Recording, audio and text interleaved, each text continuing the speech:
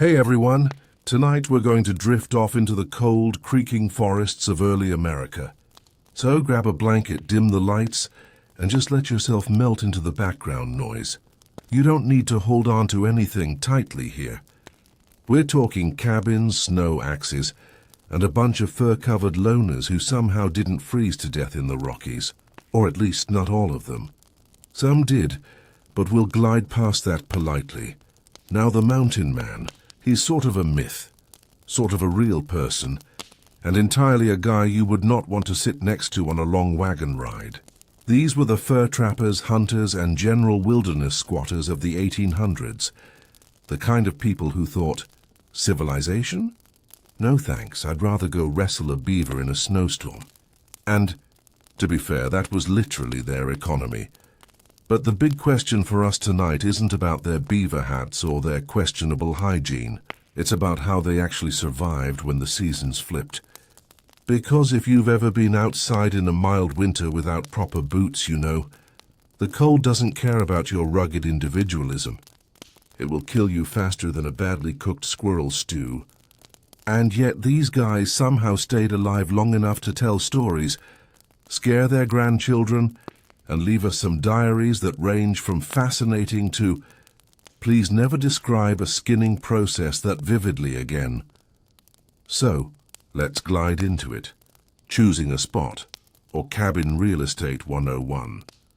When winter was on its way, a mountain man had to make some decisions. Not moral ones, not spiritual ones.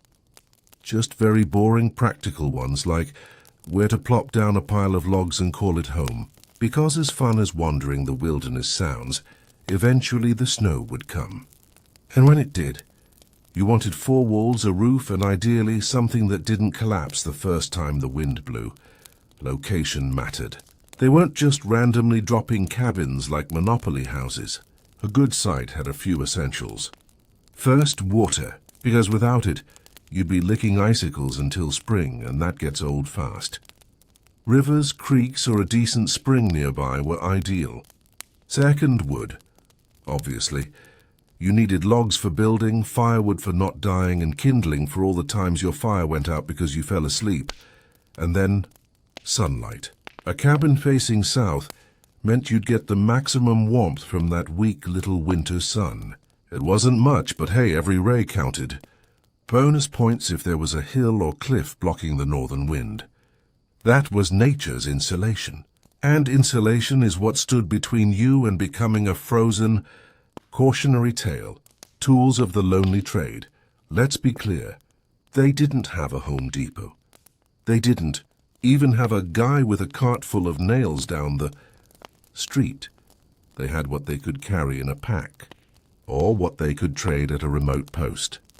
And that usually boiled down to an axe, a smaller hatchet, a knife or two, and maybe an auger, that's a hand drill, not the kind you buy with a coupon. Sometimes they had a draw knife for shaving bark off logs, and sometimes they had an adze, which is basically a chisel with an attitude problem. But the key tool, the MVP of the whole operation, was the axe. With it you could cut down trees, shape logs, and if it came to it, have some very dramatic arguments with other trappers. Not that I'm suggesting it, but you know, humans with axes and bad tempers. It happened. Cutting down your new house trees weren't just scenery. They were future furniture, future floors, future roofs. A mountain man would scout out the straightest, tallest pines or spruces he could find. None of those twisted, gnarly trees. He wanted something that would stack neatly, like Lincoln logs, but heavier and significantly more likely to crush a foot. After felling the tree one, which, by the way, was no small job with just an axe, the bark came off, not just for looks, but to keep bugs from setting up camp in your walls. Imagine lying in your cabin at night, trying to sleep, while an army of insects slowly munches their way inside. No thanks. The logs were then cut to length and notched at the ends. And this is where we get a little carpentry lesson. No nails, remember, so you had to make the wood itself hold together. The trick was the corner notch. You could go for a V-notch, which was quick, but maybe a little sloppy. Or if you were feeling ambitious, a saddle notch. That one let the logs lock together more snugly. Think of it as the IKEA version of wilderness carpentry, except without the instruction booklet, the tiny Allen wrench, or the existential despair. Stacking the walls once you had your pile of logs. It was time to start stacking. One on top of another, with the notches locking into place. It looked simple, but each log had to be wrestled into position, alone, which meant a lot of grunting, swearing, and probably regretting all your life choices. But even stacked logs leave gaps. And gaps mean drafts, and drafts mean frostbite. So the cracks were stuffed with whatever was available: mud, clay, moss, dried grass. This was called chinking, which is both a fun word and a very important concept. Without it, you basically built a wooden wind tunnel instead of a cabin. The roof, or please don't collapse on me, the roof was often the hardest part. You needed it to shed snow, hold up against storms, and not crush you in your sleep. Some men laid poles across the top, covered them with bark slabs or thatch, and then threw dirt on top. Yes, dirt. It actually worked as insulation, until it rained, and then it sort of mudded everywhere. But hey, choices were limited. Other times they'd split logs into rough shingles. It took longer, but it looked nicer and didn't immediately drip mud into your stew. Either way, the roof was the difference between rustic cabin and outdoor campsite with aspirations. Furnishing the wilderness IKEA inside, things were minimalist. The floor might just be dirt, swept smooth, maybe covered with pine needles or animal hides. A fireplace or crude stone hearth was essential. Without it, you had no heat and no way to cook your hard-earned rabbit soup. Beds were usually rough bunks made from logs or poles, stuffed with pine boughs. Not luxurious, but better than lying directly on the frozen ground. Shelves and hooks were carved right into the wall logs, and that was about it. No chandeliers, no rugs, unless you count a bear hide rug, which was both decoration and evidence of last week's wrestling match. The daily cabin grind once built, the cabin became the center of survival. Wood had to be chopped constantly. Fires had to be tended, or else you'd wake up to an icebox with you in it. Food was smoked or dried and stored. Gunpowder and traps had to be kept dry, and you had to keep the place from simply collapsing under snow. Cabins were not palaces. They were barely livable wooden boxes. But they were warm enough, sturdy enough, and better than the alternative, which was curling up in a snowbank and hoping for the best. Spoiler, that rarely worked out. Cabin fever, the original, of course, there was a downside. Being stuck in a tiny log cabin for months with only your own company, or if unlucky, your partner's company, could make anyone a little strange. Some mountain men went slightly stir-crazy. Others wrote long, rambling journal entries. One even carved chess pieces out of bones. That's the kind of hobby you pick up when Netflix is still about 150 years in the future. Wrapping up part 1. So, that's the starting picture. Mountain men, the loners of early America, setting up their rough little log forts against the cold. It was hard, exhausting work. It was also the only thing standing between them and a frosty obituary. And in our next drift, we'll float a little deeper, because cabins were only one part of the story.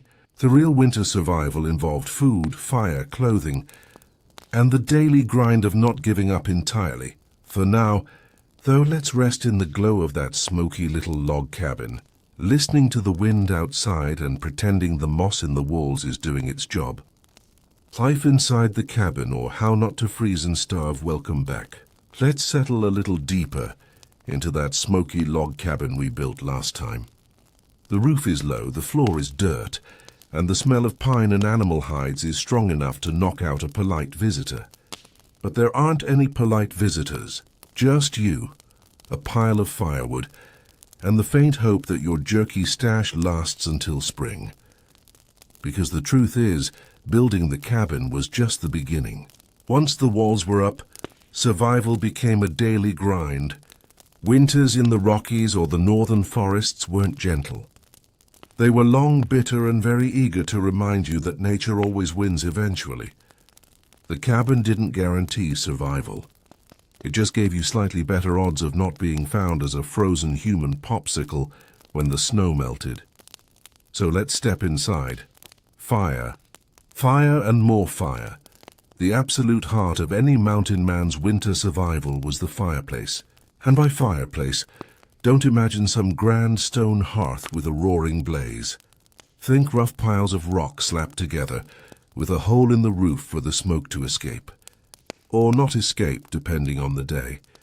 Sometimes the cabin was as much chimney as shelter. Still, fire was life. Without it, there was no warmth, no cooking, and no light. And keeping that fire alive was practically a full-time job. Wet wood, snow-damp tinder, or a poorly banked fire could mean hours of frustration. Matches were rare luxuries, so most men carried flint and steel or a tinderbox, which meant you didn't want the fire going out, ever. At night the flames were banked, buried under ashes to keep the embers smouldering. That way, in the morning, you just coaxed it back instead of starting over. Picture yourself groggy, half-frozen, poking at a pile of ashes like it's your only friend, which honestly it probably was. And of course the fire demanded fuel. Endless fuel. Cutting, hauling and splitting firewood filled entire days.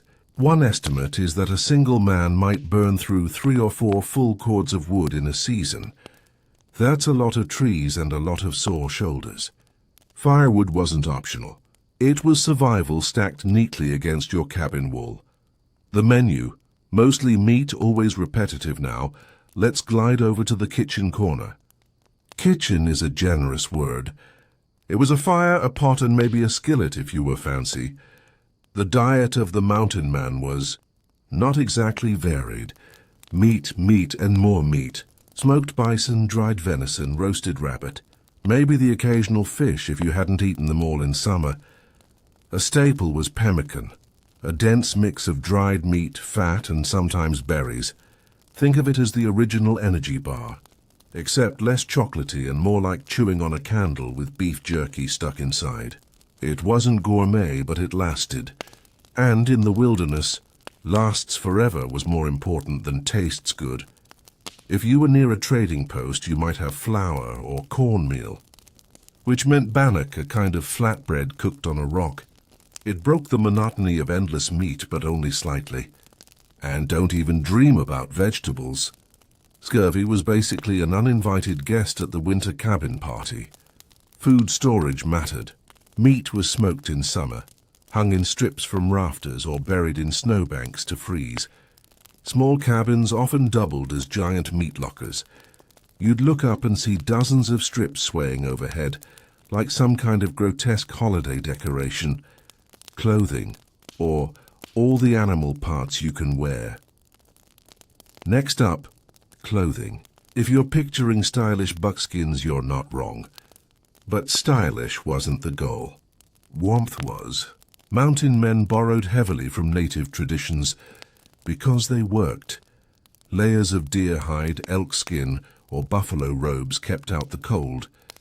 Moccasins, soft but warm, were worn in multiples. Fur hats, mittens, and leggings turned the trapper into a walking animal exhibit.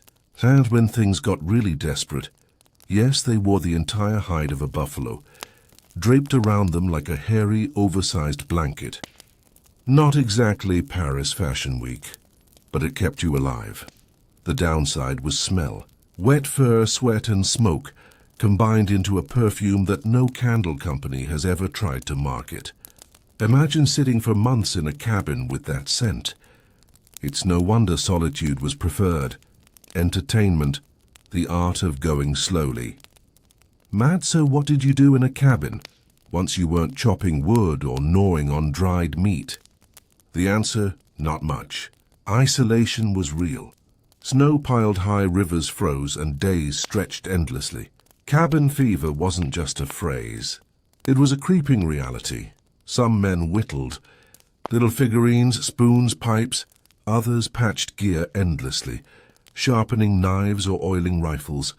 Some wrote journals, which are now our only window into their long, tedious nights. A few sang to themselves or carved strange graffiti into cabin walls. And a lucky few had company, though that often led to just as much frustration. Imagine two cranky men snowed in for months, arguing over who forgot to bank the fire. Peaceful it was not. And yet in that monotony skills were passed on. Furs were prepared, traps repaired, stories told. It wasn't glamorous, but it was survival. Health, spoiler, it wasn't great.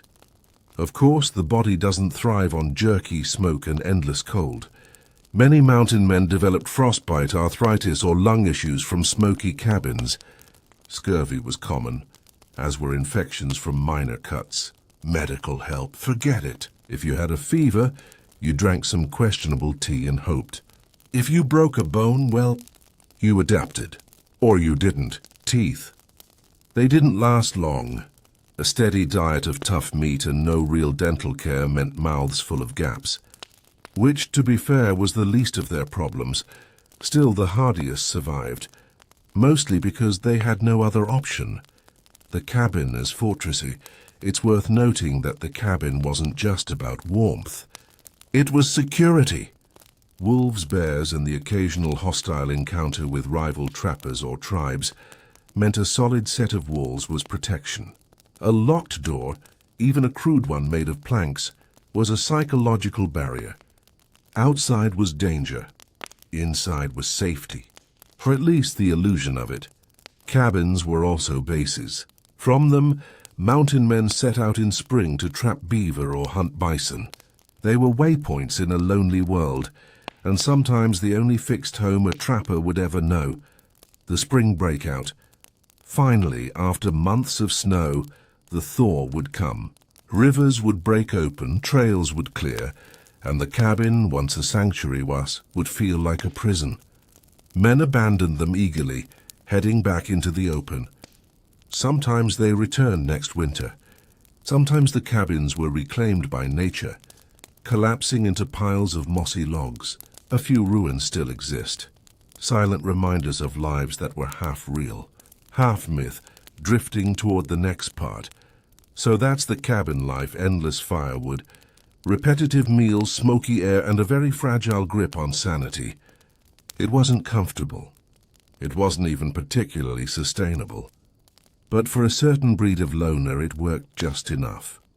In our next gentle wander, we'll look at the culture around these men, the rendezvous, the trading posts, the strange little communities that grew up around people who otherwise wanted nothing to do with communities, because the mountain man alone in his cabin is only half the story.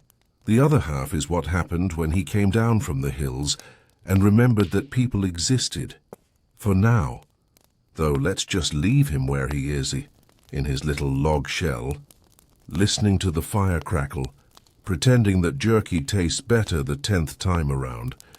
From lonely cabins to bustling rendezvous.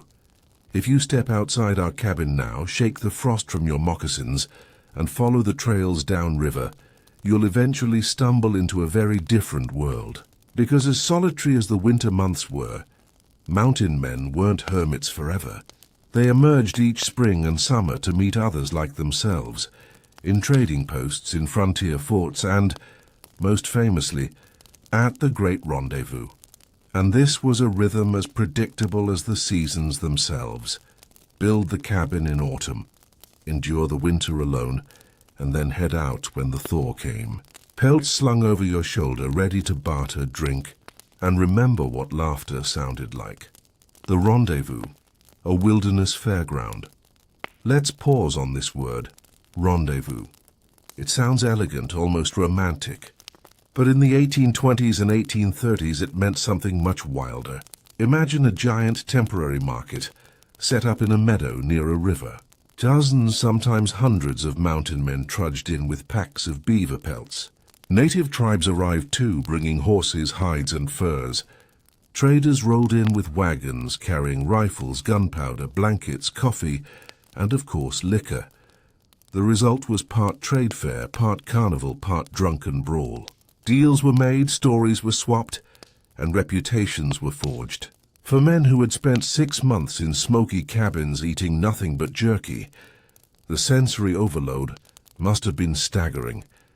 It wasn't just economic survival, it was social survival. You needed supplies, yes, but you also needed to see another human face, to remember speech, to test yourself in contests of shooting, wrestling, or storytelling.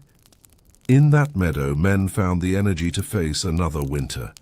The trade economy of fur and fatigue. The cabin and the rendezvous were linked by one key product: furs. Those endless trap lines through rivers and creeks, those careful pelts stretched and dried by the cabin fire, all of it became the mountain man's currency. Beaver, in particular, was gold.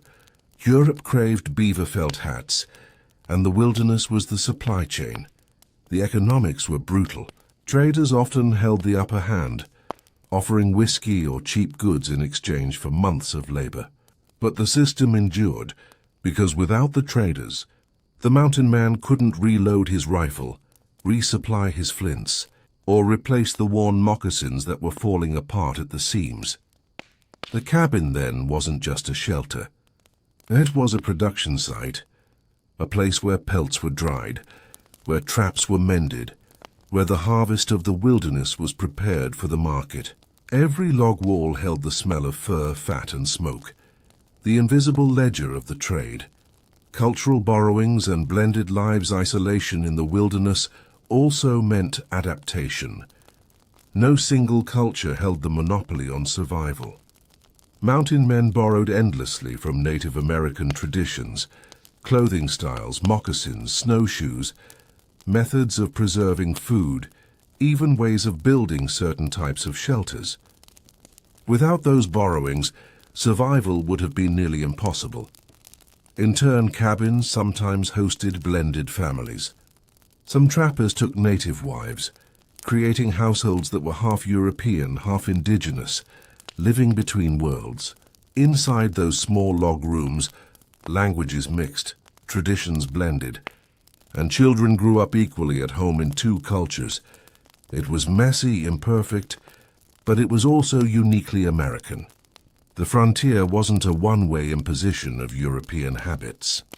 It was a constant negotiation of survival techniques, rituals, and daily practices. Cabins as trading posts, not every cabin remained just a personal shelter. In time, some cabins became semi-permanent posts.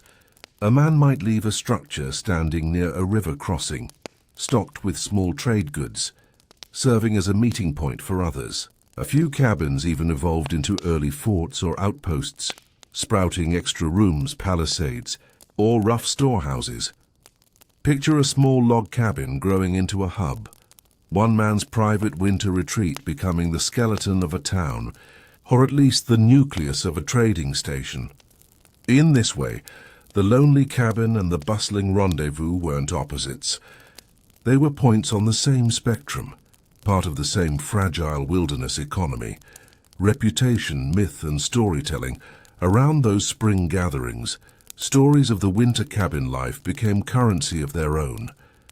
Men bragged about how cold it had been, how many wolves they had fought off, how many cords of wood they had split.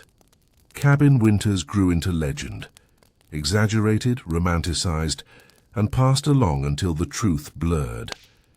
The idea of the rugged, solitary mountain man in his log cabin became as important as the reality. It was a badge of toughness, a way to claim membership in a rough brotherhood of survivors. Even today the image endures. The lone trapper, the snow piled high, the rifle by the door. It's myth, but it's myth built from a real foundation of smoke-stained walls and frostbitten nights. The other half of the year, while winter meant survival in the cabin, summer meant rejoining the human world. However chaotic it was, a cycle emerged. Isolation, then communion. Silence, then noise. The cabin, always waiting, became a kind of cocoon. The man went in alone, endured, then emerged into society, ragged, smelling of smoke, carrying the proof of his labor on his back. Without that rhythm, the mountain man couldn't exist.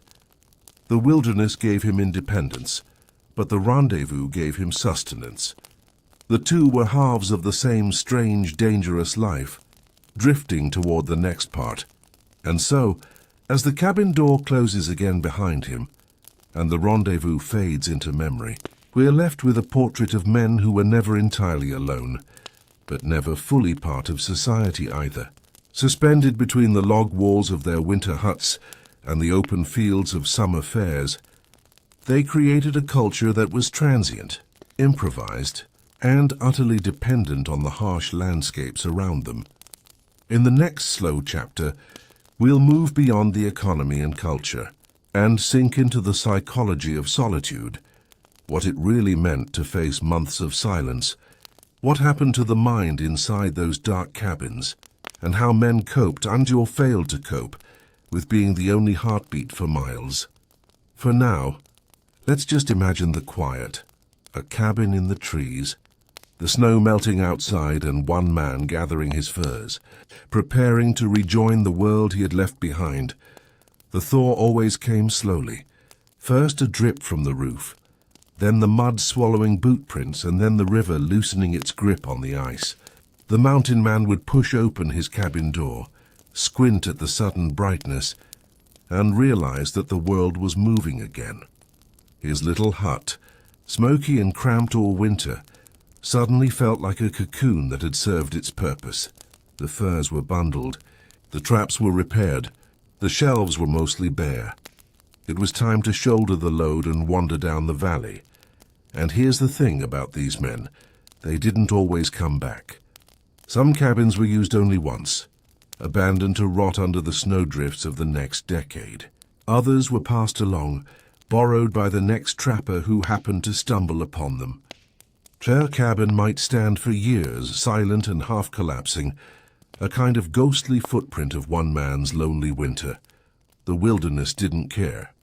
The trees would reclaim the clearing, moss would eat the roof beams, and eventually all trace of human effort would dissolve. But for that single season, for that one desperate winter, those logs had meant everything. It's almost funny in a way. You could spend months pouring sweat and muscle into shaping a cabin, and by spring you'd just leave it behind, because survival wasn't about permanence out here. It was about getting through the moment. So when the man walked away, furs strapped to his back, he wasn't just leaving a cabin. He was leaving a version of himself that had been frozen in silence for half a year. He would walk into the noise of the rendezvous like someone coming back from the dead, and yet deep down he knew he'd be back again. Maybe to the same hut, maybe to another.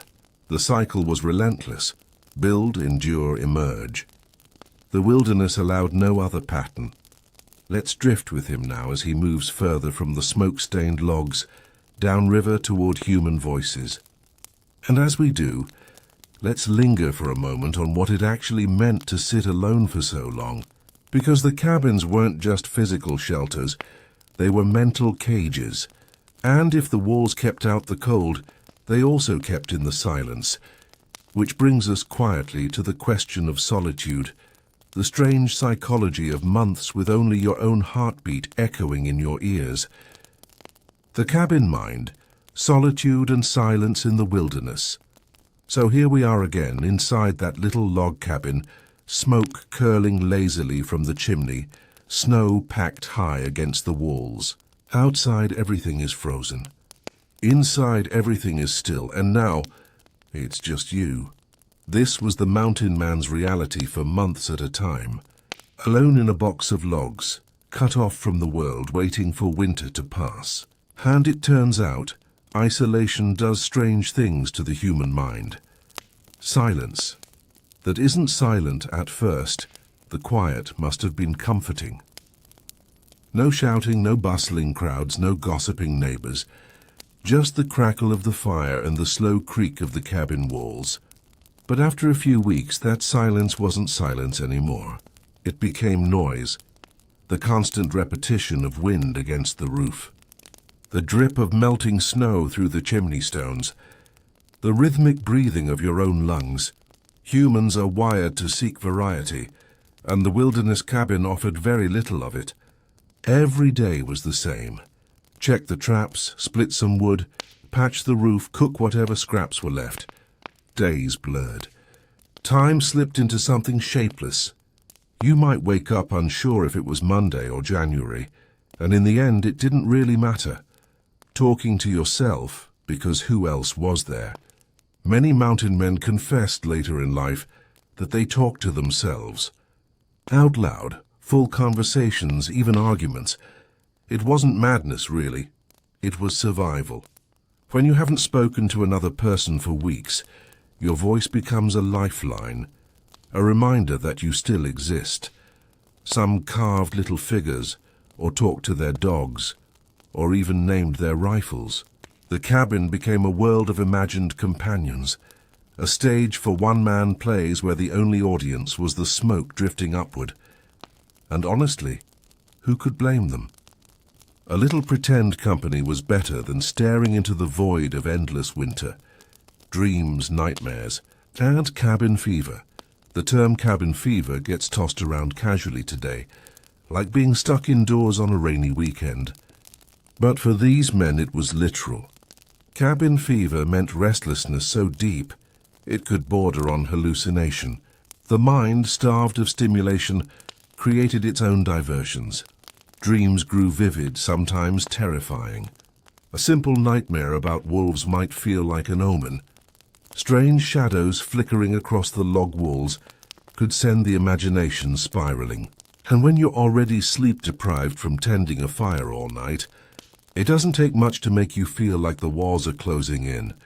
The journals we have from trappers sometimes read like fever dreams themselves, descriptions of storms that lasted forever, or nights filled with voices that weren't there. The line between reality and imagination blurred in the half-light of the cabin fire. Coping mechanisms, but men found ways to cope. Some sang quietly to themselves, humming old ballads from back east. Others carved scrimshaw, whittled tools, or stitched clothing just to keep their hands busy. Simple rituals, sharpening a knife, counting pelts, stirring a pot of stew, became anchors of sanity. And then there was writing. Not all mountain men were literate, but those who were often poured their solitude into journals. These weren't polished documents. They were scratchy, fragmented notes. But they give us a glimpse into the mind of someone fighting not just the cold, but the creeping boredom of endless days, the comfort of routine. The cabin itself shaped the rhythm. Wake, stoke the fire, cook, check the traps, return, mend the gear, sleep, repeat. Routine became salvation. Without it, the vast nothingness of time would overwhelm. The logs weren't just walls. They were a clock, carving the day into manageable pieces. That said, the routine could also feel like a prison. Imagine waking up every morning to the same smoky smell, the same draft through the roof, the same pile of frozen firewood waiting to be split. There's a reason so many cabins were abandoned after just one winter. For some men, a second round of isolation simply wasn't worth it. Solitude as a test of character. We like to romanticize solitude now, think of it as noble, cleansing, even spiritual. And in some ways it was. The mountain men who survived winters alone came out tougher, more self-reliant, and maybe a little more at peace with themselves. But solitude was also a test. It stripped away everything unnecessary. Without the distractions of society, you had to confront yourself. Your fears, your regrets, your weaknesses. There was no escaping your own thoughts when the nearest person was 50 miles away. Some men embraced that test and grew from it. Others cracked under the weight of it. The wilderness was a mirror, and the cabin walls forced you to stare at it day after day. Drifting to the edge of madness, of course, not everyone came out unscathed. There are stories, half legend, half true, of men who lost their grip during long winters. Men who wandered into the snow without reason, never to be seen again. Men who spoke only in whispers after months of silence. Men who returned to the rendezvous and couldn't look anyone in the eye, as if they had seen something too deep, too strange. In the heart of the woods, the wilderness was generous in furs, but it demanded a toll in sanity. The cabin as a mind space, if you think about it. The cabin was less a house and more a reflection of the man inside it. Small, dark, limited, sometimes sturdy, sometimes falling apart.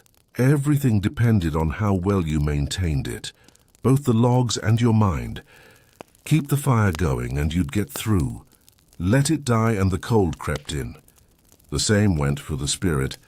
Keep busy, keep steady, and you'd emerge intact. Lose that rhythm, and winter swallowed you whole. Drifting toward the next part, so when we talk about mountain men building cabins, we're not just talking about architecture. We're talking about a fragile balance of wood and mind, both needing constant tending. The cabin stood against the snow, and the man stood against his own thoughts. And as we drift onward, let's step out of that mental space for a moment. Let's consider how these solitary winters shaped not just individuals, but the myth of the mountain man. Because every tale told at the rendezvous, every exaggerated story of endurance, was rooted in these long, smoky nights. But myths don't always match reality, and in the next part, we'll float into how the legend of the mountain man cabin was created, polished and sold to the world, often looking far more glamorous than the reality of frozen potatoes and talking to yourself in the dark. The legend of the cabin, how frontier myths were built. When you picture a mountain man's cabin, you probably imagine something out of a painting. A snug log house, smoke rising gently from the chimney, snow sparkling like powdered sugar on the roof, and inside, a rugged trapper sitting by the fire, polishing his rifle with a look of stoic dignity. It's a nice image. Comforting even, and also almost entirely invented. Romanticism at work in the early 19th century, Europe and America were drunk on romanticism. Painters, poets, and storytellers were obsessed with the noble wilderness, with the idea of untamed landscapes that somehow purified the human soul. And mountain men, with their cabins tucked away in snowy forests, became perfect symbols for that mood. Never mind that most cabins smelled like rancid grease, unwashed socks, and moldy pelts. Romantic artists weren't interested in the real smell of solitude. They wanted rugged beauty, not smoke-stained ceilings. So paintings and stories began to depict cabins as heroic spaces, places of masculine independence where men lived like kings of the forest. A reality that was, shall we say, generously edited. Storytelling at the rendezvous, of course. The mountain men themselves helped. When you stagger into a summer rendezvous after 6 months of half-starved isolation, you don't want to admit that you spent most of that time mumbling to your rifle and trying to cook frozen beans. So instead, you told the good version, the entertaining version. The snow was up to the roof, but I never once let my fire go out. Or, wolves circled my cabin every night, but they never dared to come too close. These stories spread, got retold, and grew larger with each retelling. By the time they reached a fur trader's journal or a dime novel in St. Louis, the mountain man wasn't a half-starved loner in a smoky box. He was a frontier hero. Dime novels and cabin chic by the mid-1800s, publishers had figured out that city readers loved wilderness tales. Cheap paperbacks, dime novels, churned out endless stories of rugged trappers, fearless hunters, and noble cabins standing firm against blizzards. Reality didn't matter. What sold was the fantasy, a man facing the elements alone, triumphing with grit and a well-aimed musket shot.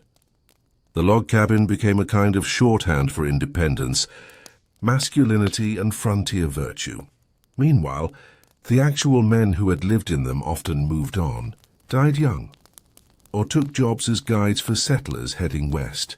The myth outlived the reality, as myths tend to do. Political symbolism. And then something interesting happened. The humble log cabin became political. By the 1840s, politicians realized that frontier chic could win votes. William Henry Harrison, who was born into a wealthy Virginia family, famously ran for president as the log cabin candidate. His campaign branded him as a simple man of the people, a frontiersman who drank hard cider in his log hut. It was, of course, mostly nonsense. Harrison had lived in brick houses, not smoky shacks, but the image stuck. The log cabin became a kind of shorthand for honesty, toughness, and plain American virtue. Never mind that actual mountain men's cabins were cold, cramped, and often temporary. Cabin as national myth by the late 19th century, the log cabin wasn't just a structure. It was a symbol. Museums began preserving cabins, writers waxed poetic about them, and families started building decorative versions in backyards. The very thing mountain men sometimes abandoned without a second thought became, in the American imagination, the ultimate marker of authenticity. The irony, of course, is that most people who celebrated the log cabin myth would not have lasted one night in the real thing. But myths aren't about accuracy, they're about identity. And the log cabin became America's shorthand for rugged independence, even if its real history was smoke-stained and lonely, a hero made of smoke and wood. So when we think of mountain men and their cabins today, we're often thinking of layers of stories piled on top of each other. The real cabins, drafty, dirty, impermanent. The mountain men's own exaggerations, bigger storms, braver stands, taller tales. And then the cultural polish. Paintings, novels, and political campaigns that turn survival shacks into icons of national pride. It's a strange afterlife for a pile of logs in the snow. But it's also deeply human. We take the uncomfortable, awkward truths of survival and dress them up into something we'd rather believe. That the cabin was warm, noble, and heroic. That the men inside were stalwart, wise, and unshakable. In reality, they were just trying not to freeze to death. But legends rarely care about reality. Floating toward the next part, so as the log cabin moved from survival tool to political symbol, from smoke-stained shack to national icon, the men who actually lived in them began to fade. Their real stories, of frostbite, loneliness, and endless wood chopping, got lost under layers of myth. Next, let's drift into those lives more closely. Because behind every log cabin was a man, sometimes broken, sometimes brilliant, often just desperate. Let's spend a little time with some of the actual mountain men themselves to see how their personal stories shaped, and sometimes contradicted, the legend we've inherited. जो चीज log cabin को एक heroic निशान बनाती थी, वो असल mountain man के लिए कभी कभी कायद खाना लगती थी। सोचिए, एक छोटा सा कमरा, चारों तरफ बर्फ की दीवारें, और दिन के दिन आप वही चेहरा देख रहे हो, अपना ही चेहरा, जो धुंधले से ब्रॉन्ज की तासले में या जमे हुए पानी के आने में नजर आता। कभी कभी वो लोग कैबिन की खिड़की से बाहर देखते और सपना करते, काश मैं भी उन्हीं दिमे नॉवेल्स का हीरो होता। चांद बाफ रोमांटिक लगती है और फायरप्लेस हमेशा गर्म, लेकिन असली कैबिन में धुआं आंखों को जालन देता और गर्म सिर्फ वही कोना होता जहां आग जल रही हो, बाकी हर जगह ठंडी हवा बाजी ले जाती। The work that never ended और कैबिन के अंदर पीसफुल सॉलिट्यूड से ज्यादा एंडलेस चोर्स होते। हर दिन लाकती काटना, हर दिन खाना धुंधना, हर दिन छोटी मोटी रिपेयर। अगर छत से ठंडी हवा अंदर घुस गई तो रात भर बर्फ आपके बिस्तर के पास जम जाती। इसलिए जो मिथ पेंटिंग्स में दिखाया जाता, एक आदमी आराम से रॉकिंग चेयर पे बैठा है, पाइप पी रहा है, असल में वो सिर्फ एक लम्हा होता। बाकी 23 घंटे वो सर्वाइवल की फैक्ट्री चलाता रहता। The loneliness nobody wrote about dime novels, और पॉलिटिशियंस ने एक बात हमेशा इग्नोर की, तन्हाई। कभी कभी वो इतनी गहरी हो जाती कि आदमी अपनी ही आवाज सुनने के लिए ज्यादा जोर से बात करता।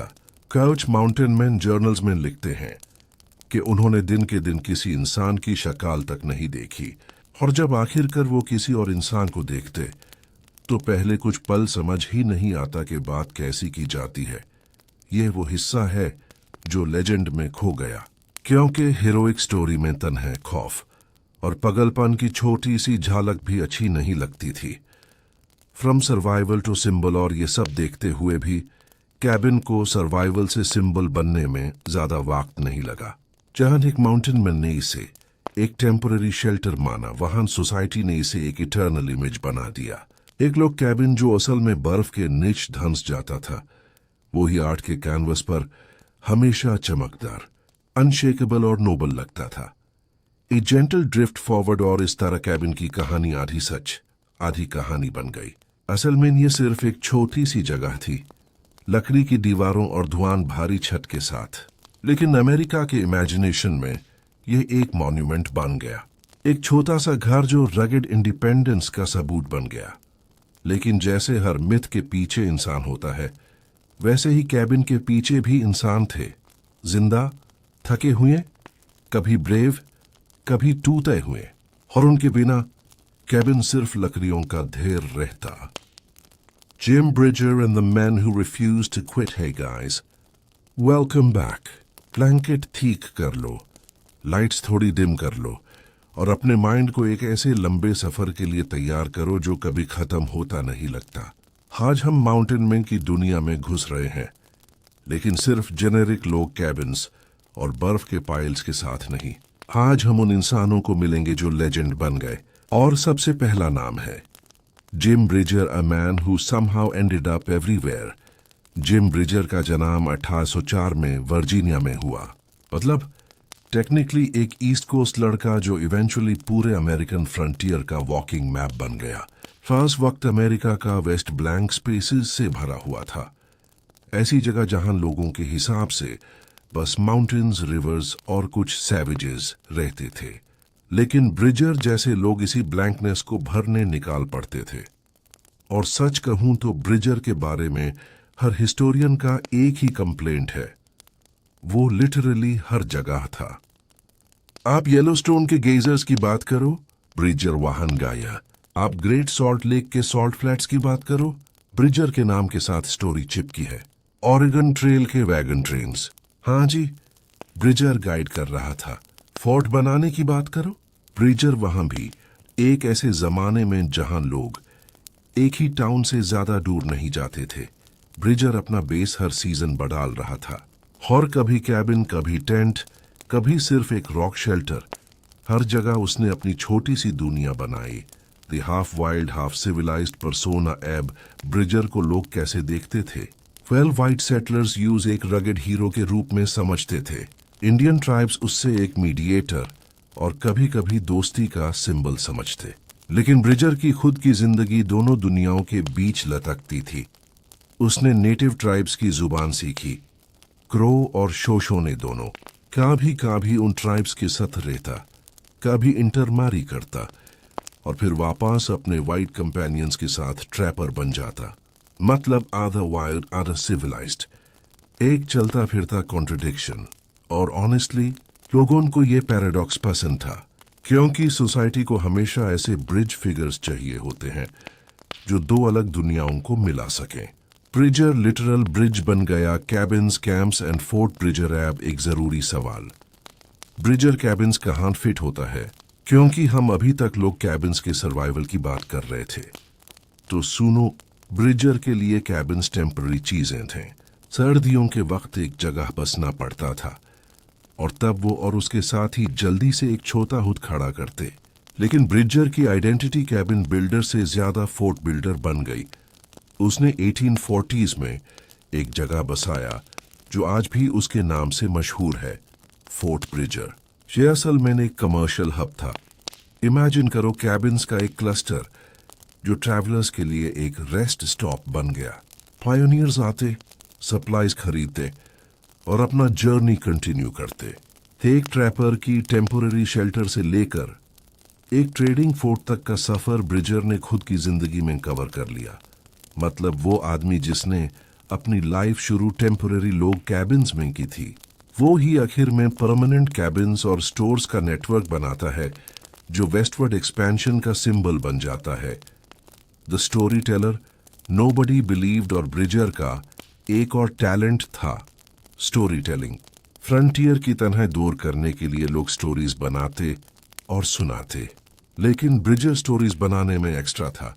एक एग्जाम्पल येलोस्टोन। उसने लोगों को बताया कि एक जगह है जहां पानी फाट फाट के जमीन से निकलता है और रिवर्स बॉयल करती हैं। सुनने वालों ने हंस कर कहा, ऑफ कोर्स जिम, और अगला क्या, अ फिश जो ट्री क्लाइम करता है। पुअर गाय एक्चुअली सच बोल रहा था। येलोस्टोन के गाइजर्स और हॉट स्प्रिंग्स रियल थे, लेकिन क्योंकि ब्रिजर एग्जैजरेटेड स्टोरीज बनाता रहता था, नोबडी बिलीव्ड हिम। आयरॉनिकली, एक इंसान जो सच कह रहा था वो अपनी ही रेपुटेशन की वजह से लियर समझा गया। The myth of Bridger's toughness. Frontier legends हमेशा एक ही चीज को ग्लोरीफाई करते, टफनेस, और ब्रिजर को इस मिथ का पोस्टर बॉय बनाया गया। पेंटिंग्स में वो हमेशा एक मच्चो फिगर के रूप में दिखाया जाता है, मस्केट हाथ में, एक लॉयल हॉर्स के साथ, और पीछे माउंटेन्स। रियलिटी, उसने भी वही हार्डशिप्स झेली जो हर माउंटेन मैन झेलता था। भूख, बार्फ, ब्रोकन टूल्स और कभी कभी कुछ ज्यादा ही creative story telling to hide the boredom. लेकिन क्योंकि उसकी लाइफ अनयूजुअली लॉन्ग थी, उसने 1821 तक जिंदा रहा। वो विटनेस बन गया एक पुराने जमाने का। एक ट्रैपर जो स्टार्ट हुआ था कैबिन्स और पेल्ट से, और खत्म हुआ रेल रोड्स और टाउन्स देखते हुए। Breezer and the wilderness that wouldn't stay wild, ये भी एक आयरनी थी। ब्रिजर और उसके जैसे लोग कैबिन्स और फोर्ट्स बनाकर एक विल्डरनेस को मैनेजेबल बनाते थे, लेकिन इन्हीं शेल्टर्स की वजह से विल्डरनेस नहीं रही। जहाँ फोर्ट ब्रिजर बना तो वो एक कमर्शियल पिट स्टॉप बन गया और जल्दी ही उसके आसपास परमानेंट सेटलमेंट्स आने लगे। माउंटेन मैन जैसे ब्रिजर ने जो रोमांटिक फ्रंटियर क्रिएट की, वो उनकी ही मेहनत से खत्म हो गई। कैबिन जो एक वक्त सर्वाइवल का टूल था, वो अब कॉलोनाइजेशन का टूल बन गया। A quiet thought before drifting on. सोचने वाली बात यह है कि ब्रिजर की जिंदगी एक साइकिल का एग्जाम्पल थी। एक आदमी जो टेम्पोररी कैबिन्स बनाता था, आखिर में परमानेंट फोर्ट्स बनाता है। एक आदमी जो विल्डरनेस में भटकता था, आखिर में उसी विल्डरनेस को मैप पर लाता है, और शायद इसी वजह से वो लेजेंड बन गया। क्योंकि ब्रिजर के बिना कैबिन सिर्फ लकड़ी का ढेर होते, लेकिन ब्रिजर ने उन्हें एक फ्रंटियर स्टोरी का हिस्सा बनाया। जेंटली फॉरवर्ड, और अब हम ब्रिजर की कहानी से निकाल कर अगली और भी अजीब और थोड़ी डिप्रेसिंग कहानी की तरफ जा रहे हैं। Hugh Glass. हाँ, वही ह्यू ग्लास जिसका नाम सुनते ही आपको लियोनार्डो डिकैप्रियो की करही हुई ग्रोनिंग याद आती है, लेकिन असली ग्लास फिल्म से ज्यादा फ्लैट और ज्यादा मोनोटोनस था। और बेड टाइम के लिए बोरिंग ह्यू ग्लास का रियल वर्जन बिल्कुल परफेक्ट है। ब्रिजर के साथ एक और अजीब पैराडॉक्स था। जितनी देर वो विल्डरनेस मैन रहता, उतना ही ज्यादा वो सिविलाइजेशन के लिए जरूरी होता गया। एक तरफ वो अपने छोटे लोग कैबिन्स बना रहा था, बर्फ में लकड़ी तोड़ रहा था और अपनी खुद की स्किन बेरली जिंदा रखता था। दूसरी तरफ पायनियर्स और पॉलिटिशियंस उसकी रेपुटेशन बेचकर वेस्ट को तैमे करने की प्लानिंग कर रहे थे। ये एक पुराना फॉर्मूला था। एक इंसान अपनी जिंदगी का अरम कुर्बान करता है और सोसाइटी उसके स्ट्रगल्स को एक शाइनी मिथ बना देती है। ब्रिजर की कैबिन्स जो असली में ड्राफ्टी और स्मोक फिल्ड थे, पेंटिंग्स और डायमंड नॉवेल्स में एकदम कोजी और नोबल हो गई। एक सर्दी जिसमें उसने अपनी जान बचाई, वही दूसरों के लिए एक बेड टाइम फ्रंटियर ग्लोरी बन गई। और शायद ब्रिजर खुद भी इस आयरनी को समझता था। उसने कभी अपने आप को एक फिलोसोफर नहीं बनाया, लेकिन उसके आखिरी दिनों में वो खुद एक वॉकिंग रेलिक था। एक आदमी जो लिटरली 3 जनरेशंस की दुनिया देख चुका था, कैबिन से फोर्ट्स तक, फोर्ट से टाउन्स तक, और टाउन से रेल रोड्स तक। और उसके बाद फ्रंटियर का मैजिक धीरे धीरे खत्म होने लगा। विल्डरनेस अब मैप्स पर आ चुकी थी और ब्रिजर जैसे लोग अब सिर्फ बेड टाइम स्टोरीज बन गए। लेकिन अगर ब्रिजर एक स्टेडी गाइड और स्टोरी टेलर था तो ह्यू ग्लास उसका उल्टा था, एक इंसान जिसका नाम सिर्फ एक बेयर अटैक और एक इम्पॉसिबल सर्वाइवल की वजह से जिंदा है। और वैसे तो मूवीज ने इसको थ्रिलिंग बना दिया, लेकिन असल ह्यू ग्लास की कहानी एकदम स्लो, मडी और ऑकवर्ड है। चलिए अब धीरे से उस तरफ ड्रिफ्ट करते हैं। The man who refused to stay dead. Hey guys, welcome back. Lights और डिम कर लो, ब्लैंकेट थोड़ा और खींच लो और शायद अपना पिलो एडजस्ट कर लो, क्योंकि अब हम आते हैं एक ऐसे इंसान की कहानी पर जिसका नाम सुनते ही लोगों को बस एक चीज याद आती है, एक बेयर अटैक। हाँ, ह्यू ग्लास। आजकल लोग ग्लास को द रेवेनेंट मूवी के जरिए जानते हैं। लियोनार्डो डिकैप्रियो की heavy breathing, half frozen beard और वो अवार्ड विनिंग क्रॉलिंग सीन्स। लेकिन असली ह्यू ग्लास की कहानी मूवी से ज्यादा बोरिंग, ज्यादा ड्रैगी और फ्रैंकली ज्यादा डिप्रेसिंग थी। Perfect bedtime material, origins that nobody cared about. सबसे पहले तो ह्यू ग्लास के अर्ली लाइफ के बारे में किसी को ज्यादा पता ही नहीं।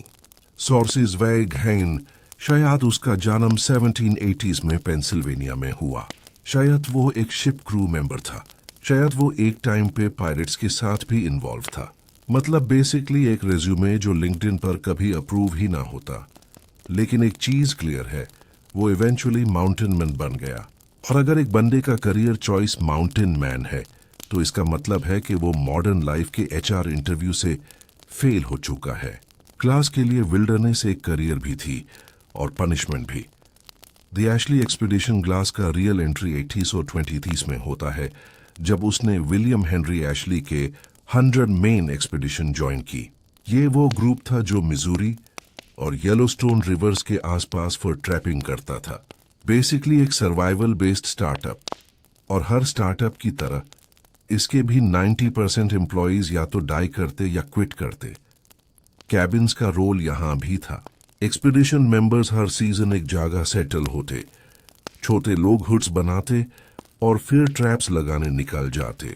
विंटर्स कैबिन्स के अंदर गुजारते, स्मोक, स्टिंक और लोनलीनेस के साथ। समर्स ट्रैप्स के बीच निकल जाते। ये एक रिपीटेटिव साइकिल था और ह्यू ग्लास इसी साइकिल का एक नेमलेस गियर था। The bear incident, aka his only claim to fame. और फिर हुआ वो जो ग्लास को लेजेंड बना गया। एक दिन वो एक हंटिंग ट्रिप पर निकला। उसने एक ग्रिजली बेयर के कब्स के पास जाने की गलती की और ऑफ कोर्स मम्मी बेयर को यह पसंद नहीं आया। रिजल्ट, ग्लास को लिटरली रगडॉल की तरह उठाकर गिरा दिया गया। बेयर क्लॉज उसके फ्लैश चीर गए, टीथ उसकी बॉडी में घुस गए और एक पॉइंट पर तो उसकी रिब्स तोड़ दी। और सबसे ज्यादा ह्यूमिलिएटिंग डिटेल, उसका स्कैल्प भी आधा लटक गया। मतलब अगर आप उस वक्त उससे देखते तो लगता एक आदमी और एक बुचर डियर मिक्स हो गए हैं। अब नॉर्मली ये सीन स्टोरी का एंड होता, and that was the tragic end of Hugh Glass. लेकिन नहीं, माउंटेन मैन की लाइफ में ट्रैजिक एंड एक बार का ऑप्शन नहीं होता। ये एक सब्सक्रिप्शन प्लान है। Abandoned but not entirely Ashley expedition के लोग उसे उठाकर कैंप ले आए। ब्लैक इन सिचुएशन, होपलेस थे। बांडा हाफ डेड था, इन्फेक्शन होने वाला था और वो लिटरली अपने ही ब्लड में डूब रहा था। सो उन्होंने डिसाइड किया कि 2 बंदे उसके साथ रुकेंगे, उसके मरने का वेट करेंगे, उसका प्रॉपर बिरियल करेंगे और फिर एक्सपीडिशन ज्वाइन कर लेंगे। ये ड्यूटी मिली 2 मैन को, जॉन फिट्जजेरल्ड और एक यंग लाड नेम्ड जिम ब्रिजर। हाँ, वही ब्रिजर जिसके बारे में हम पार्ट 6 में बात कर चुके। आयरनी है ना, हिस्ट्री कभी कभी एक स्मॉल टाउन प्ले लगती है जहां हर एक्टर मल्टीपल रोल्स प्ले कर रहा हो। एनीवे, फिट्जजेरल्ड और ब्रिजर ने कुछ दिन ग्लास के साथ गुजारे, लेकिन ग्लास स्टबनली मरने से रिफ्यूज कर गया। वीक्स तक वो हाफ डेड ही रहा और फाइनली दोनों गार्ड्स बोर्ड हो गए। उन्होंने ग्लास का राइफल और टूल्स लिया, उसे जिंदा ही छोड़ दिया और एक्सपीडिशन ज्वाइन करने निकाल गए। एक proper mountain man betrayal, the slowest crawl in history. और अब आती है वो चीज जिसे लोग हीरोइक सर्वाइवल जर्नी बोलते हैं। रियलिटी में यह एक एक्सट्रीमली लॉन्ग क्रॉल था। ग्लास लिटरली घुटनों के बल, कभी पेट के बल, कभी बस अपनी एल्बोज से ड्रैग होते हुए 200 माइल्स तक चला। क्या उसके पास फूड था? ना। क्या उसके पास वेपन्स थे? ना।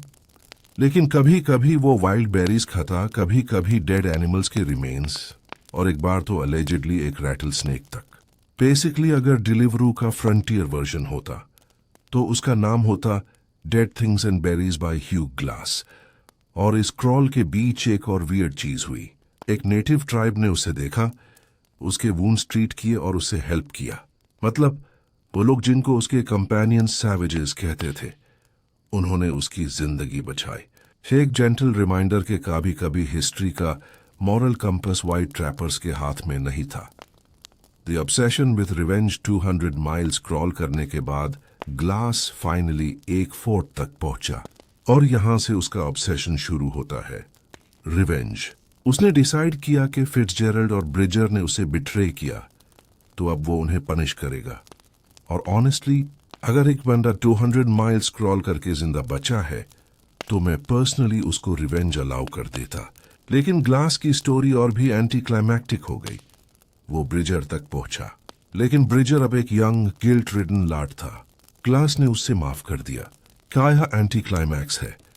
वो फिट्जजेरल्ड तक पहुंचा, लेकिन उस वक्त फिट्जजेरल्ड यूएस आर्मी में एनलिस्ट हो चुका था। ग्लास उसे मार नहीं सकता था without getting himself executed. So instead उसने बस अपना राइफल वापस लिया, एंड दैट वाज इट। मतलब एक प्योर सिनेमैटिक रिवेंज स्टोरी को ग्लास ने खुद ही बोरिंग कर दिया। Glass in the cabin life app, ये मत सोचो कि ग्लास सिर्फ क्रॉलिंग और रिवेंज में अपनी लाइफ गुजर गया। उसके बाद भी वो फुल ट्रैपिंग करता रहा और हर सीजन कैबिन्स बनाता रहा, कभी सोलो हट्स, कभी ग्रुप फोर्ट्स। लेकिन उसकी इमेज कभी कैबिन बिल्डर की नहीं बनी, हमेशा बेयर अटैक गाय की बनी। और ऑनेस्टली वो इमेज उसे ज्यादा सूट करती थी, क्योंकि कैबिन्स बनाने की कहानी बोरिंग है। लेकिन बेयर ने आदमी को हाफ ईट कर दिया, और फिर भी वो क्रॉल करके 200 माइल्स चला गया। एक बेड टाइम मिथ बनाने के लिए परफेक्ट है। द पैथेटिक एंड, और फाइनली ह्यू ग्लास का एंड भी उतना हीरोइक नहीं था जितना लोग सोचते।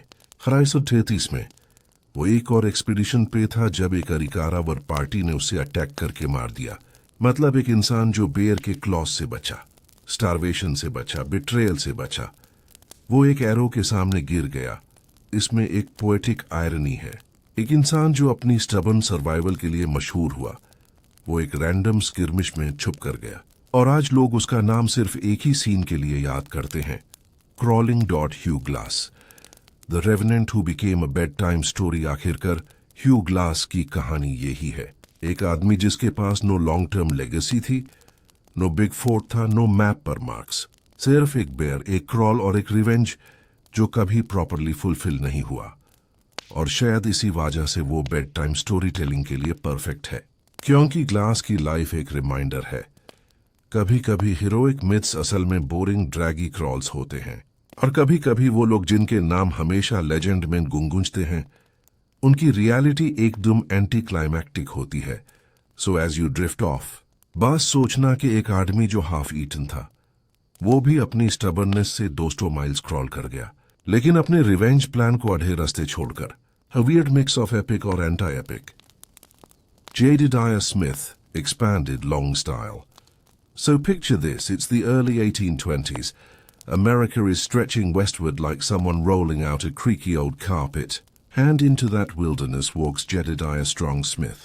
Yes, that's his real middle name. Strong. Because apparently his parents thought regular strength wasn't enough. Spoiler, turns out he actually lived up to it. Smith was cut from a different cloth than many of the rowdy mountain men. Most of them were ex-soldiers, runaway sailors, or professional troublemakers. But Jedediah, he was deeply religious, sober, and, brace yourself, polite, which already made him the weirdest guy in any trapping party, while the rest of the crew might be gambling, drinking, or bragging about who could eat the rawest beaver tail. Smith would be calmly reading his Bible or sketching maps by firelight, and honestly, that's probably why he survived as long as he did. Not because God put a special shield around him, but because the man just didn't waste energy on dumb decisions. He was methodical, disciplined, and could focus on something as boring as mapping river valleys for hours while everyone else was daydreaming about whiskey. Cabin life with Smith. When it came to building winter cabins, Jedediah approached it less like a slapdash hut and more like an engineering project. His journals and second-hand accounts suggest he was constantly thinking about placement, airflow, and defense. While most trappers were happy with a log pile that barely kept snow out, Smith liked to situate cabins strategically, near water, near timber, but also slightly elevated so they wouldn't flood come spring melt. That sounds obvious now, but back then, lots of mountain men learned the hard way that a cozy riverside hut becomes a very sad mud pit once the ice breaks. Smith's method was practical. His cabins may have been small, drafty, and dark, but they were rarely outright disasters. And in frontier terms, that was basically luxury real estate. Inside, things were still rugged. Dirt floor, smoke-blackened logs, and a fire pit at the center. But Smith believed in keeping order. Skins were stacked neatly. Tools were oiled and stashed. Food was hung high to keep rodents and wolves at bay. It wasn't pretty, but compared to Jim Bridger's Chaos Lodge or Hugh Glass's crawl-in survival burrow, it was practically Martha Stewart, Wilderness Edition, the bear thing, because every mountain man has one. Of course, no Smith story is complete without mentioning the time he got mauled by a grizzly bear, because apparently, if you didn't survive a bear attack, history just didn't bother remembering you. In 1823, Smith was scouting along the Cheyenne River when, surprise, he crossed paths with a grizzly. The bear tore him up badly. We're talking shredded ribs, claw marks across the chest, and most famously, part of his scalp and ear ripped clean off. Now imagine this. Your ear is dangling, your scalp is hanging, you're bleeding everywhere. And instead of panicking, Smith basically shrugged and said, "All right, boys, stitch me up." He had one of his men sew his scalp back onto his head with a needle and thread, like fixing a ripped coat. He even told the guy to leave his ear dangling in place because why not try to reattach it? Spoiler, it didn't heal nicely. Smith spent the rest of his life with a jagged scar running across his head and a chunk of ear missing. But in true mountain man fashion, this only made him more intimidating. His appearance, gaunt, scarred, and deadly serious, gave him a kind of biblical prophet vibe.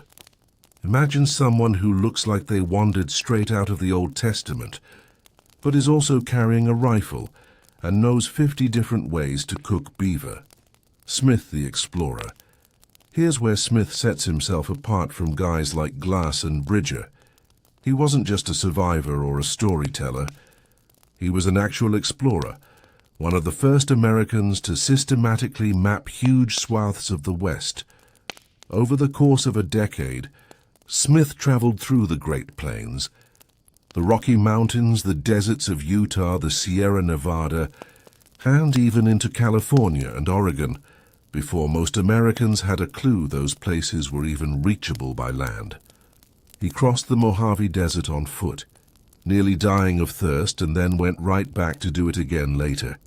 Because apparently one near-death experience wasn't enough, and while most trappers cared only about pelts, Smith kept journals and maps. He noted river courses, mountain passes, and native settlements. He had a genuine curiosity about geography and people. Without his contributions, the later waves of settlers and railroads would have had a much harder time pushing west. Of course, that doesn't mean he wasn't still roughing it in smoke-filled log cabins every winter. But his eye was always on the bigger picture. The religious angle another quirk. Jedediah Smith was almost annoyingly pious. He avoided drinking. He avoided swearing. He read his Bible constantly. While his companions sometimes found this grating, it also earned him respect. Because when a man like that gave you directions or advice, you tended to believe him. Some historians even say his faith gave him a steady calm that saved lives. When panic could have spread in a starving cabin crew, Smith would be the one rationing supplies and reminding people that spring would come. Granted, he probably sprinkled in some scripture too. But hey, in the middle of a blizzard, even Leviticus sounds comforting if you're cold enough. The end of Jedediah, sadly, like so many mountain men, Smith's life ended violently. In 1831, while scouting near the Cimarron River in present-day Kansas, he went searching for water and never came back. He was killed by Comanche warriors. His body was never recovered. It's almost fitting in a grim way. A man who had survived deserts, grizzlies, and endless winters, finally undone by a simple water hunt.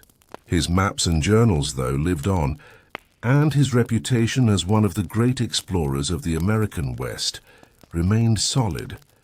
When you compare him to the other mountain men, Smith feels less like a wild woodsman and more like an accidental statesman of the wilderness.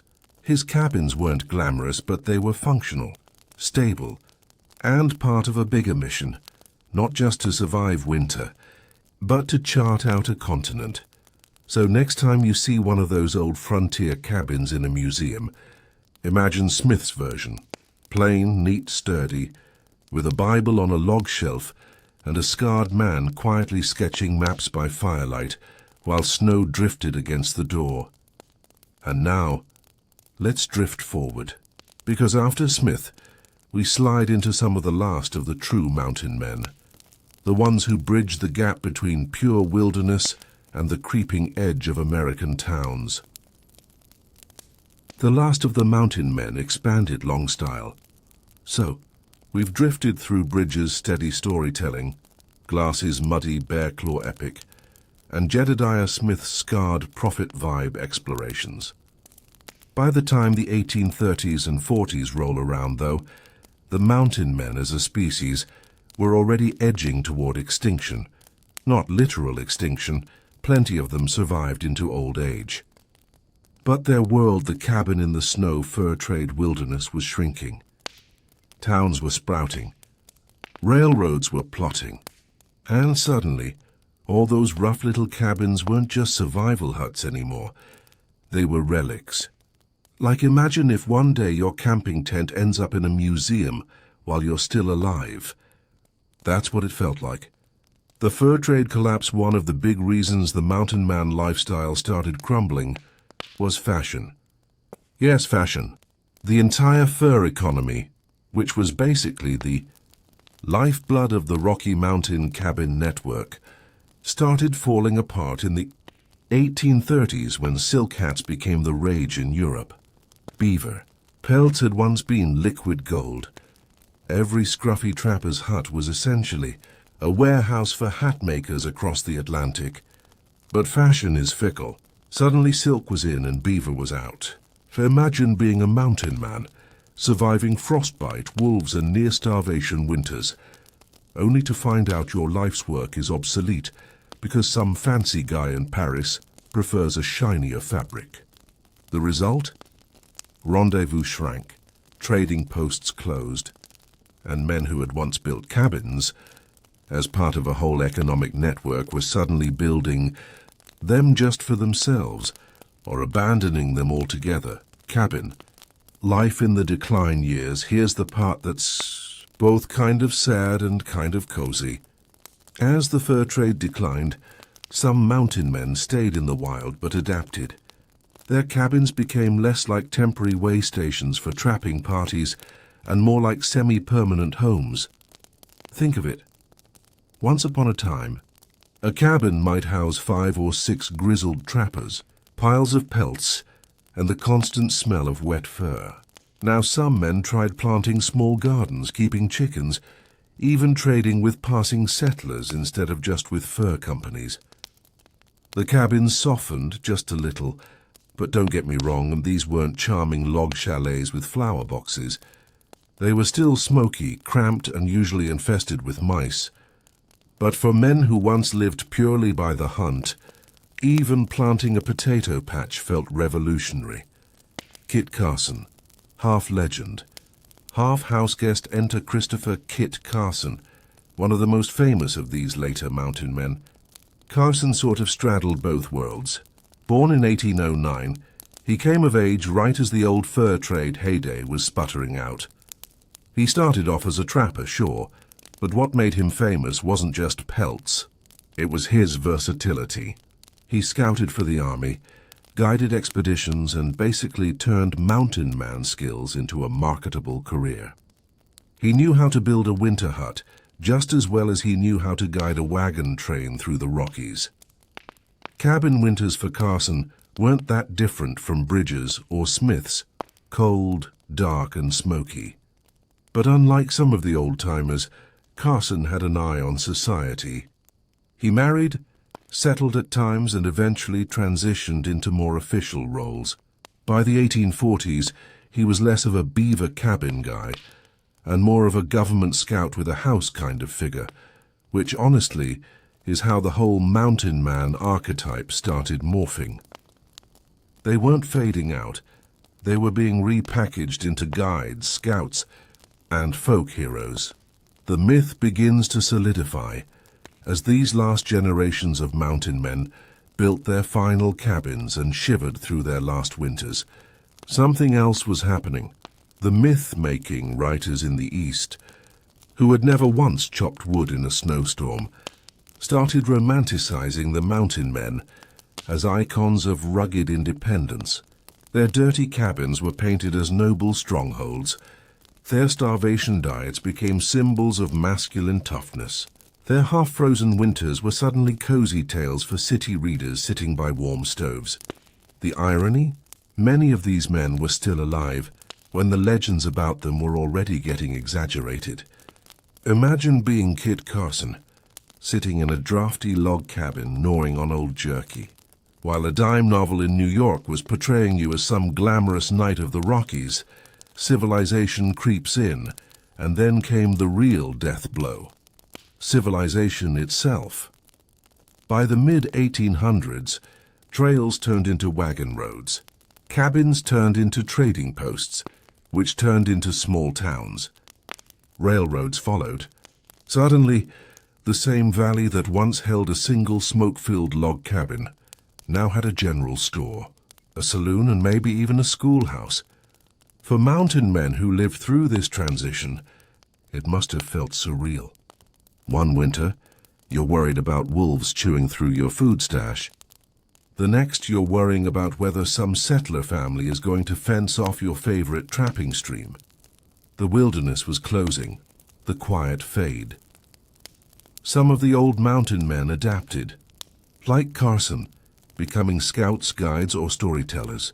Others, like Bridger, retired quietly on small farms. Some simply vanished, their cabins rotting into the earth. But the myth of the cabin, that lonely log shelter in the snow, smoke curling up while a half-frozen man sharpened his knife by firelight, never went away. Even as the real men faded, the image remained stronger than ever.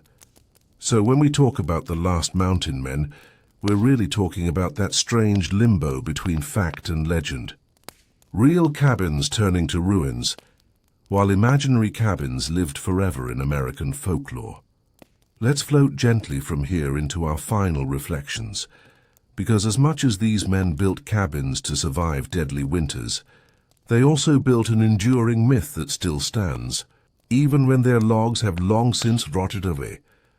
और ये भी interesting है, mountain man अपनी जिंदगी में जितनी cabins बनाते थे, उतनी ही कैबिन्स उनके बाद उनके नाम से डिस्कवर होती रही।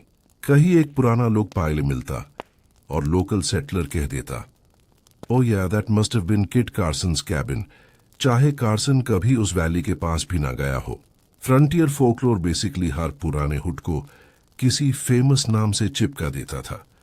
कभी कभी तो कैबिन का एक्चुअल मालिक एक अननोन ट्रैपर होता, जो सिर्फ 1-2 विंटर जिंदा रहा और फिर गायब। लेकिन उसका घर छोटा, क्रुकेड और स्मोक से काला हुआ एकदम मिथ मशीन बन जाता। फ्रंटियर की दुनिया में ट्रूथ और लेजेंड की लाइन वैसे भी थिन थी। कैबिन्स उसका फिजिकल प्रूफ बन गई, और एक और सटल चीज, कैबिन्स सिर्फ शेल्टर नहीं थे, वो एक मेमोरी कैप्सूल थे। हर लोग कैबिन एक डायरी की तरह था। Scratches on the door, 4 marks on the log, एक इम्प्रोवाइज्ड शेल्फ जहां किसी ने बाइबल या पाउडर हॉर्न रखा था। एक आउटसाइडर के लिए यह रैंडम वुड था, लेकिन जो बंदा उस कैबिन में एक डेडली विंटर सरवाइव करता था, उसके लिए वो एक पर्सनल मॉन्यूमेंट बन जाता। सो जब हम last of the mountain man की बात करते हैं, उनका एंड सिर्फ एक इकोनॉमिक या सोशल स्टोरी नहीं है, यह उनके घरों का भी एंड है। कैबिन्स जो कभी जंगली इंडिपेंडेंस का सिंबल थे, धीरे धीरे या तो रोट हो गए या म्यूजियम्स में ग्लास के पीछे लॉक हो गए। और शायद इसी में सबसे ज्यादा आयरनी है, मैं जो जिंदगी भर वाइल्डनेस के अगेंस्ट फाइट करते रहे, उनके हट्स अब पोलाइट टूरिस्ट्स के लिए वीकेंड अट्रैक्शंस बन गए। आप टिकट लेकर एक कैबिन देखते हो, टूर गाइड कहते हैं this is how they lived, और फिर आप वापस अपनी कार में एसी चलाकर चले जाते हो। विल्डरनेस खत्म हो गई, लेकिन कैबिन का इमेज वो कभी खत्म नहीं हुआ। Final reflections, sleepy wrap up, long expanded version. So here we are at the quiet end of the trail. We've wandered through valleys where the snow came waist deep. We've stood inside smoky cabins with dirt floors and logs blackened by fire. We've sat beside men whose names became half myth, half memory. And now, like a fire burning low at the end of the night, it's time to let the story settle. The cabins those mountain men built were never built to last. That's the first thing to keep in mind. They weren't palaces or castles or even houses in the way we think of houses. They were temporary shelters, hacked together from whatever trees stood close at hand. 4 rough walls, a low roof, maybe a door, maybe just a blanket over the opening. If you were lucky, a chimney that didn't smoke you out. That was it. And yet, in those drafty little boxes of wood, men survived storms that could kill in a night. They survived hunger that made bark soup sound appetizing. They survived loneliness so deep that even the sound of wolves howling felt like company. The cabin was crude, but it worked. It was proof that survival didn't need to be elegant. It just needed to be stubborn. Cabins are symbols over time. The image of those cabins grew far larger than the reality. You've seen it, right? The log cabin in a painting, perched under pine trees, a thin wisp of smoke curling out of the chimney. It looks peaceful, romantic even, like the kind of place you'd want to spend a cozy weekend with a book and a cup of tea. But the real cabins, they stank of smoke and animal hides. They leaked. They swarmed with mice. They were cold even when the fire was going. And yet, despite that, people back east, people who had never felt a mountain winter, began to dream of cabins as symbols of freedom, independence, and simplicity. The reality was brutal, but the myth was soft and glowing. It's funny how that happens. The men inside the cabins didn't feel legendary. They felt hungry. They felt stiff and frostbitten. They worried about wolves and sickness. They weren't thinking about becoming bedtime stories. But time has a way of sanding off the rough edges.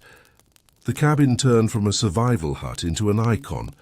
The men behind the cabins think back for a moment on the men we've drifted through tonight. Jim Bridger, sitting by his hearth, telling stories so wild they were half lies and half truth. His cabin wasn't just shelter. It was a stage. Hugh Glass dragging himself through mud and frostbite after a bear shredded him to pieces, finally reaching some crude log structure and collapsing inside. His cabin was a coffin he refused to die in.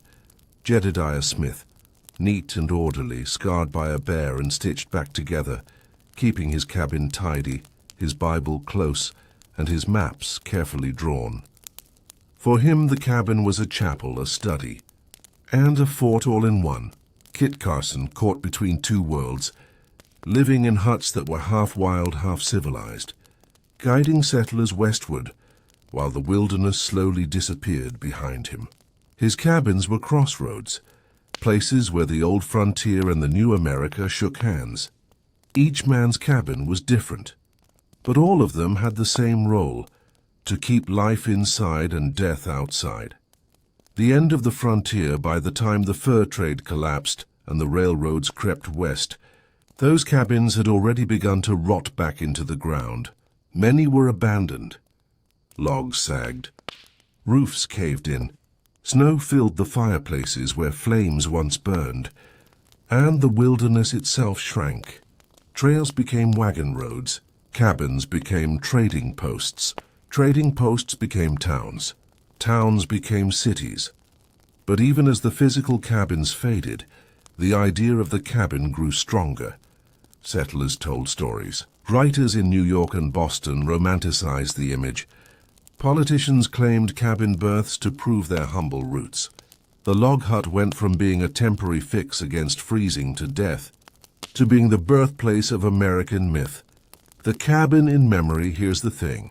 If you've ever walked into one of those old cabins that have been preserved or rebuilt in museums, you know the feeling. You step across a threshold. The ceiling is low. The walls are rough-hewn logs. The smell of wood and dust lingers. It feels small, almost disappointingly small. And yet you feel something. You picture the fire crackling. You imagine the snowstorm outside. You see the shadow of a man bent over, mending gear or carving a tool, or just staring into the embers. The cabin becomes less about the actual space and more about what your imagination fills in. That's what makes it powerful. That's why people can't let go of the image, even 2 centuries later. A universal dream, and maybe, just maybe, the cabin appeals because it touches something universal. A place that's yours alone, a little square of safety in a big dangerous world. 4 walls, a roof, of fire, simplicity.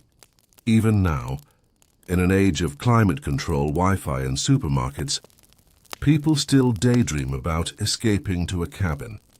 They don't really mean living like Hugh Glass, gnawing on old jerky and fighting frostbite. They mean the idea. The cocoon of wood. The storm raging outside, but you tucked in, safe. The real mountain men would laugh at that, of course. For them, the cabin wasn't an escape, and it was desperation. But myths aren't about truth. They're about comfort. The fade to silence, so tonight, as the story winds down, picture the wilderness one more time. High mountains buried in snow, pines groaning under ice, wind howling through the valley, and there a tiny log cabin, smoke drifting up, a faint glow at the window. Inside, one tired man rolls up in a blanket and stares at the fire until his eyes grow heavy. He doesn't know you'll be thinking of him 200 years later. He doesn't know his crooked little hut will become a legend. He just wants to make it until morning, and in that small, stubborn act in surviving one more night, he leaves behind something bigger than himself. So let the fire fade. Let the cabin sink back into the snow. The mountain men are gone, but their cabins remain, not in wood, but in memory. And maybe that's all survival ever really is, leaving behind just enough warmth for someone else to remember. And as that good night lingers, the story doesn't quite end. Because stories, like embers, rarely go out all at once. They smolder. They glow faintly in the ashes long after the flame has burned low. The mountain men's cabins, too, are like that. Most have long since vanished, melted into the soil reclaimed by the forest. Yet the faintest trace of them still glows.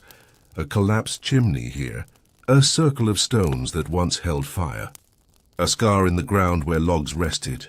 These fragments whisper that someone once stood there, someone who cut trees, stacked them into walls, fought against cold and hunger, and in that struggle, left behind a shadow. When you walk through those mountain valleys today, it's quiet. The noise of axes and saws is gone.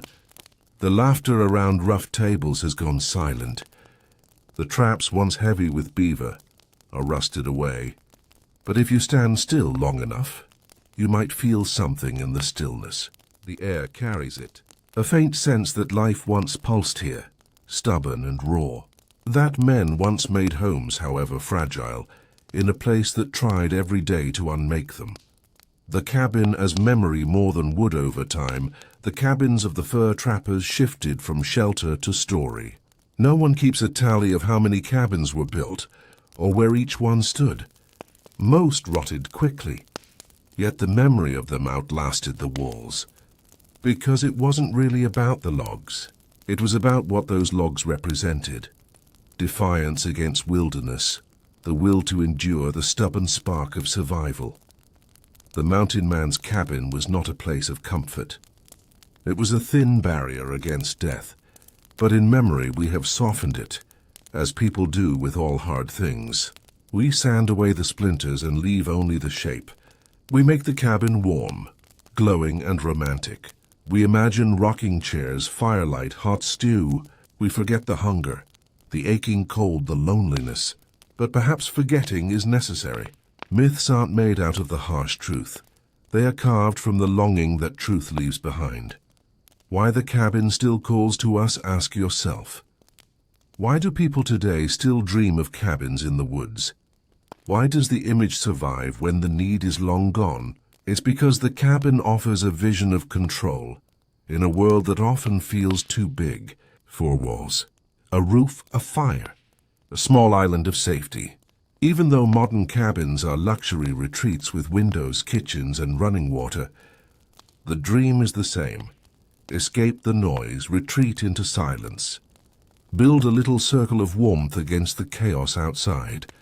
In that way, every cabin built today is in spirit a faint echo of those first mountain men's shelters. Softer, safer, cleaner, but still carrying the same idea. A tiny stronghold against the cold of the world. The final drift, so imagine again the mountain night. The fire is only coals now. The cabin creaks in the wind.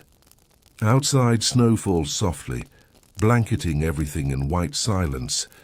Inside, the mountain man shifts in his blanket. He is weary, but he knows he has made it one more day.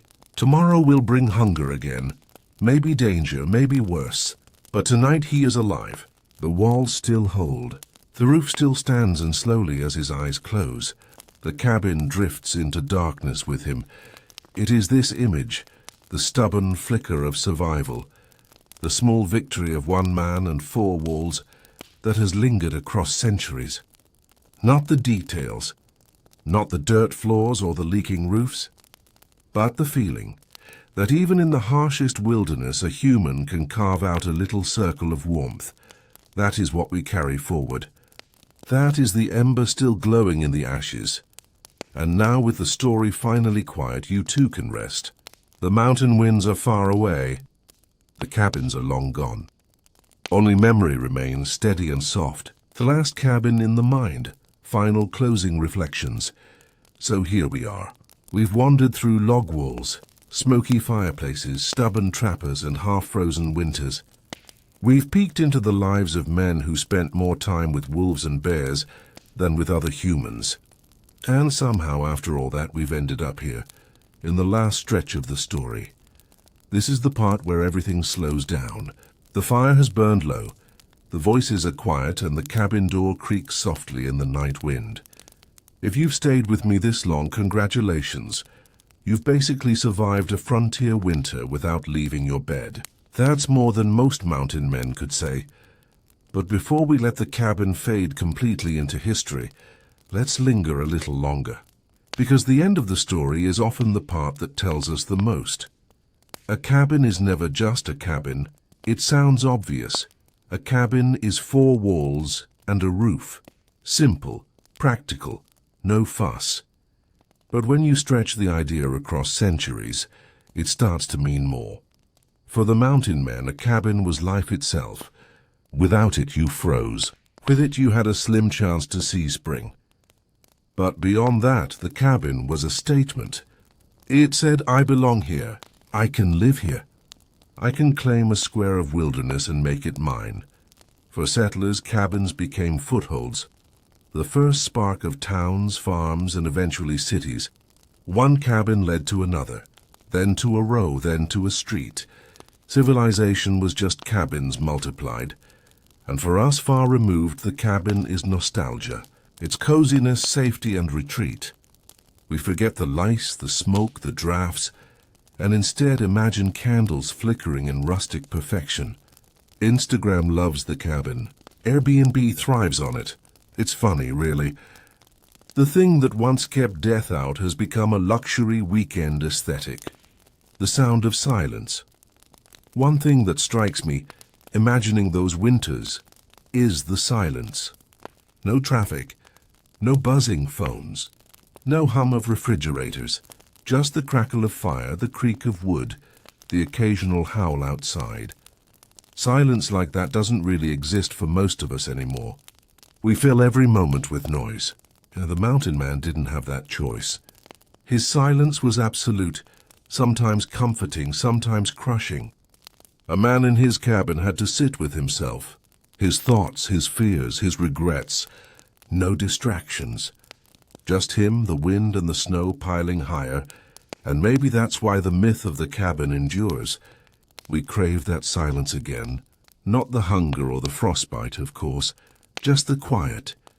The space where life shrinks down to one fire and one roof, where the rest of the world can't intrude. Ghost cabins. Here's a strange thought somewhere. Deep in the woods there are still cabins standing. Not many, not in good shape, but enough. Forgotten, moss-covered, sagging under snow. They lean like tired men. They're collapsing, but not yet gone. If you stumbled on one, you'd probably feel it before you saw it. That eerie sense of presence. The forest feels different where people once lived. The air is heavier. Time holds its breath. Those ghost cabins remind us that human effort leaves marks even when abandoned. Her man's life, his struggle, his winters, all pressed into the shape of walls that still resist the wilderness, even as they rot. It's a reminder that nothing lasts, but nothing truly disappears either. The cabin, even as ruin, whispers its story. Survival was never romantic. It's worth saying again. The cabin life wasn't romantic. The reality was rough, dirty, smelly, and often miserable. The men who lived it didn't see themselves as noble or legendary. They were just trying not to die. But history does this thing when it sands the edges off. Over time, the misery fades and the image sweetens. We stop seeing frostbitten toes and start seeing cozy wood smoke curling from a chimney. We take what was unbearable and turn it into comfort. It's a coping mechanism, maybe. It makes the past easier to love. So yes, the cabin is mythologized. But maybe that's not such a bad thing. Maybe we need some myths. What the cabin teaches, if there's a lesson here, and history always tries to hand us one. Whether we want it or not, it's that survival is both simple and hard. Simple, because at its core all you need is four walls, some food and heat. Hard, because getting those things in the wilderness took everything a person had. Strength, skill, patience, luck. The cabin distills life down to essentials. No luxuries, no endless choices, no infinite scrolling. Just wood, fire, and the will to keep going. Maybe that's why the idea calms us. It strips life to its bones. No noise, no clutter. Just the fight to stay warm and alive. It's brutal, but it's also freeing. The cabin inside us. Here's the last thought I'll leave you with. The cabin isn't just out there in the wilderness. It exists in the mind, too. Every person carries a small cabin inside, a place where you retreat when the world gets too loud. It's built not of logs, but of memories, comfort, safe thoughts. A corner where you tuck yourself away, close the shutters and let the storm rage outside. For some it's childhood. For others it's faith or family or solitude. Whatever form it takes, the inner cabin is the same, a circle of safety. The mountain men built theirs from timber. We build ours from whatever we have. But the purpose is identical. To survive the winters of the soul. Drifting to the answer. As we end this long, winding journey, imagine the last cabin. Not a real one, not one you can visit. Just the idea of it. It stands somewhere deep in the mountains.